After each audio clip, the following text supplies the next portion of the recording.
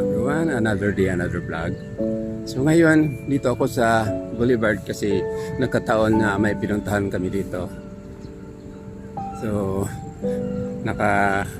ano yun, para akong nabigla sa nakikita ko. Hindi na lunmawira na itong area ng Pantawan. You can see, sobrang haba na yung mga damo. Yan. Maganda sana pag na malunmower ito tapos ma-maintain. Although matapos yun doon, puntahan ko mamaya. Siguro busy siguro ang management kaya hindi ito na lunmoweran itong area.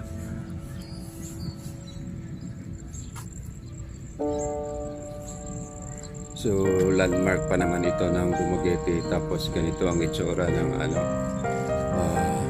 Boulevard. May tumutubo na maraming tangkong, napakataba. Ibig sabihin very healthy yung lupa dito. So punta na ako doon para pitan ko yung doon sa malapit na matapos yung extension or yung pinalapad nila na road yung yun, pinalapad ng Boulevard. So dito sa area na ito, nakakaganda yung mga bulaklak.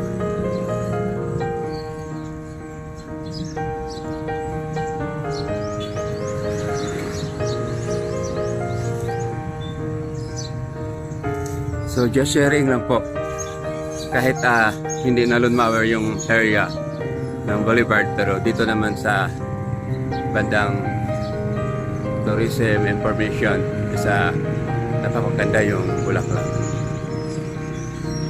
Itong tourism information na located is in front of the Betel Guest House. Yan, yun ang Betel. So malapit na nila matapos around 75 meters na yata ang kulang. I-continue pa pala sa yun, sa port area. Kaya siguro nasa mga I think 300 meters to 400 meters ang kulang para matapos nila itong Boulevard. So, ngayon maraming naglalakad dito, nagwo-walking. Doon sa kabila is nakikita ko yung sa landmark sa St. Paul's is inaayos nila. So pupunta ako doon mamaya. So kahit hindi na lunmower doon sa kabila, pero ditong banda napakalinis naman at saka maganda. So just sharing lang po kung ano nakikita ko dito sa lugar na ito, yung sinishare ko sa inyo, kasi balang araw baka makapasyal kayo dito at makikita naman ninyo yung mga lugar dito na magandang pasyalan. So ito na yung landmark ng St. Paul's. Kasi dito sila yung unang mga madre na nagpunta dito, tapos yung gumagawa ng school ng St. Paul's, dito sila una na nag-dock or ang tawag yun, yung naglanding. Gamit nila ang what they call is galleon.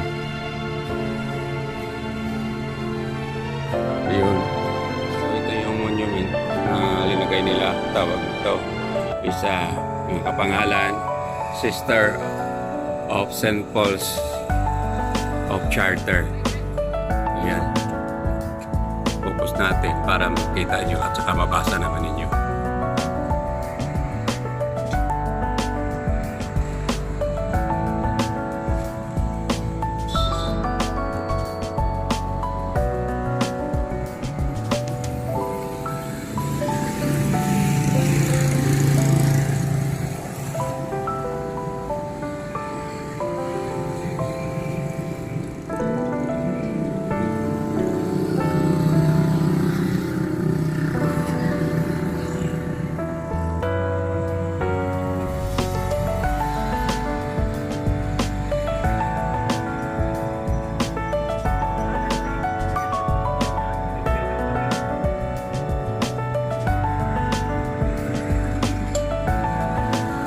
Dito ako sa Rizal Street at may nakikita akong BYD na sasakyan.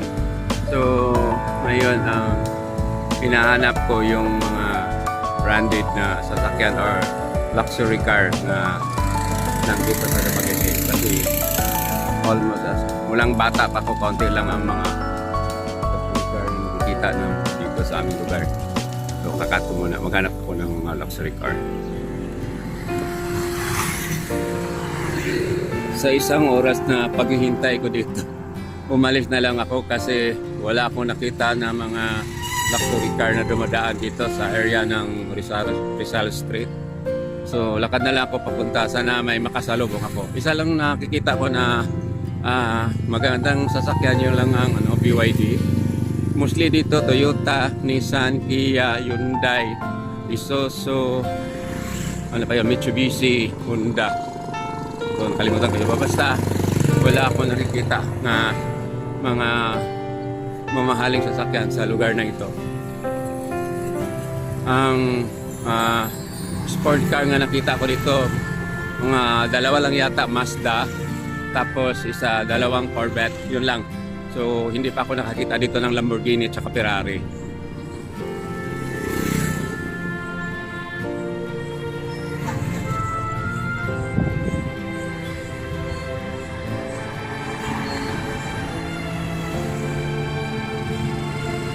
Dito ako dumadaan sa gilid ng karsada.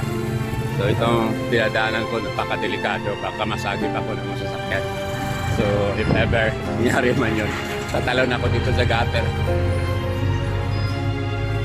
Yan, I think that is Gilio Cabango.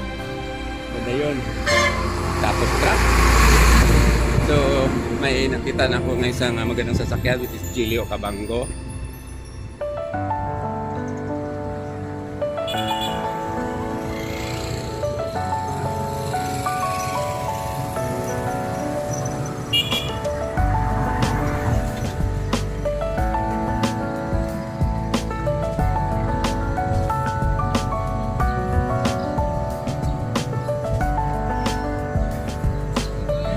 Tapos ko pang lalakarin ko pabalik sa aking motorsiklo.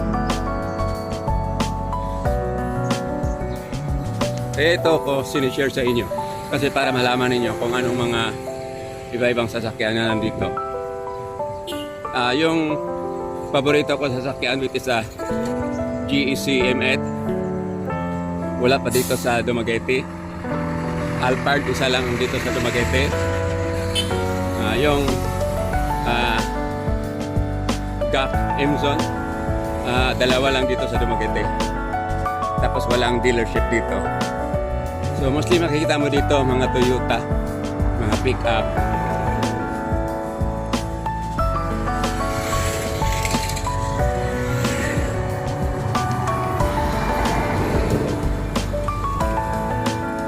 So wakat mo na ito kung camera. So dito ako sa harap ng Giris. So pabalik na ako sa aking motorsiklo. Tapos umuwi na ako sa bahay.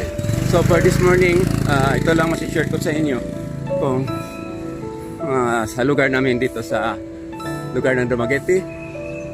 So once again, maraming salamat sa panonood. God bless you all. Have a nice morning ahead of you.